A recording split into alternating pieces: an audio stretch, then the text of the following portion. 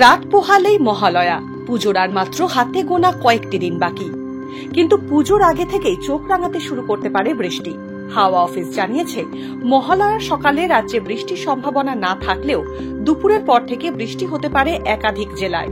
তবে কি পুজোতেও ভাসবে শহর কলকাতা তথা পশ্চিমবঙ্গ? হাওয়া অফিস সূত্রে খবর, 25 থেকে 26 সেপ্টেম্বরের মধ্যে বঙ্গোপসাগরে একটি নিম্নচাপ তৈরি হওয়ার সম্ভাবনা প্রবল। পরবর্তীতে তা গভীর নিম্নচাপেও পরিণত হতে পারে। এর জেরে পুজোতে ভারী বৃষ্টির সম্ভাবনা একেবারেই উড়িয়ে দিতে পারছে না হাওয়া অফিস। 20 সেপ্টেম্বর শনিবার সকাল থেকে শহর কলকাতার আকাশের কখনো মুখভার আবার কখনো রোদ ঝলমলে।